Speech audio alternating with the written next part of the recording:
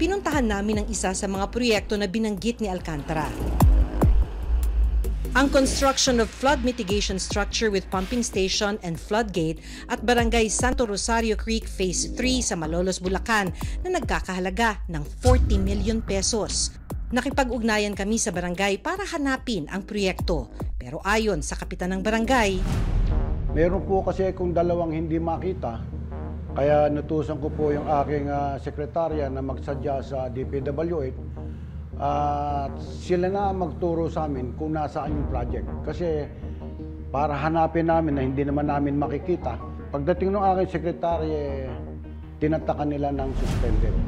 Paliwanag ng kapitan, Phase 1 pa lang daw ng proyekto ang kasalukuyang ginagawa sa kanilang lugar.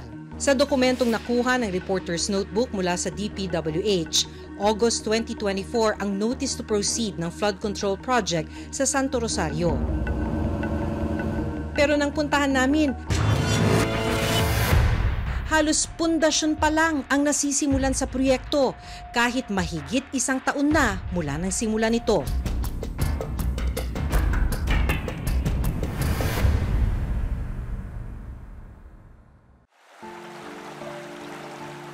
Ang mga residente ng Joker Street sa Barangay Santo Rosario ang makikinabang sana sa flood control project.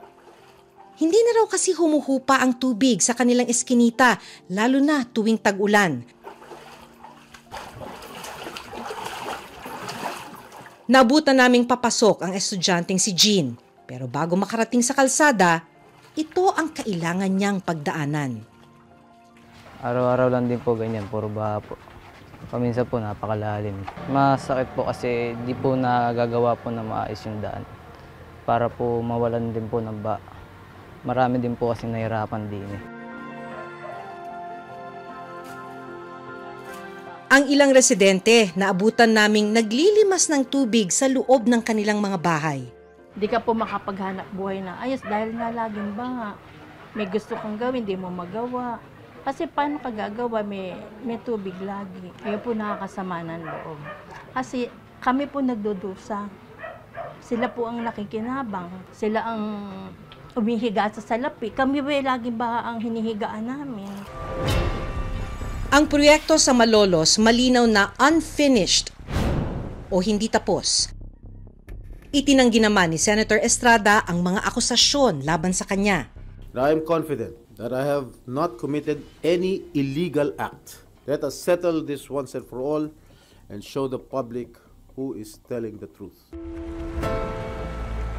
8 flood control projects naman ang iniugnay ni dating DPWH Assistant Engineer Bryce Hernandez kay Senator Joel Villanueva. Ang kabuang halaga nito, 600 million pesos. Noong 2023 naman, ay naglabas ng 600 million si Senator Joel Villanueva at ang SOP nito ay 30% din. If I'm not mistaken, construction of Bukawi River Flood Mitigation Structure, construction of Bukawi River Flood Mitigation Structure, Station 12, plus 589 to Station 12, plus 739, at Barangay Bambang, Bukawi, Bulacan, with an amount of 75 million pesos. Nauna nang itinanggi ni Villanueva ang akusasyon laban sa kanya. Wala po ako kailanman naging flood control project. Hindi ko po sasabihin na I categorically deny this accusation. Dahil po may resibo po tayo. Meron po pwedeng i-verifika kung bakit ito nangyayari. Pinuntahan ng reporter's notebook ang isa sa mga proyektong binanggit ni Hernandez, ang construction of Bukawi River Flood Mitigation Structure sa Barangay Bambang, Bukawi, Bulacan na nagkakahalaga ng 75 million pesos. Pinuntahan ng reporter's notebook ang Barangay Bambang para hanapin ang sinasabing proyekto, pero tumanggi silang magbigay ng panayam. Pero sa listahan na nakuha ng reporter's notebook, may 15 flood control projects sa lugar pero wala sa listahan ang inilistang proyekto ni Hernandez. Ang flood control project sa listahan mula sa barangay malinaw na hindi nakatutulong sa pagpigil ng baha. Isang residenteng si Mang Edgardo Valero sa mga dumaraing sa sitwasyon sa kanilang lugar. Habang tumatagal kasi, papataas ng papataas ang tubig sa kanilang lugar. Pasok tayo dito. sa underground na pang first floor. Pinatuloy kami ni Mang Edgardo sa kanilang bahay. Ito ang second floor, ito ang first floor. Yung ilalim ito, dati nakatatayo ako.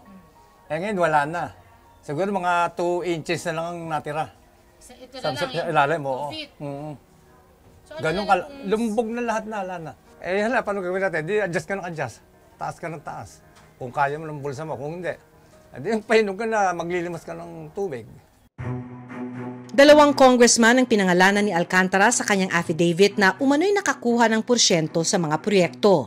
6 na flood control projects para kay Congressman Elizalde Co noong 2022 na nagkakahalaga ng 519 million pesos. At 68 flood control projects naman noong 2023 na nagkakahalaga ng mahigit 5.7 billion pesos. Ayon kay Alcantara, noong 2022, 20% daw ang hinihingi ni Co sa bawat proyekto. Pero naging 25% daw ito noong 2023 hanggang 2025.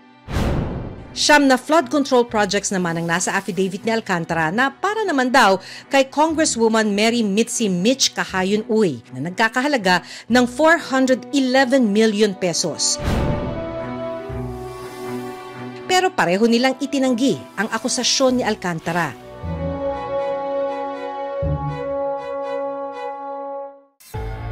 Kasama rin sa affidavit ni Alcantara ang mga flood control project na para naman daw kay former Undersecretary Roberto Bernardo. 6 na proyekto noong 2022 na nagkakahalaga ng 350 million pesos.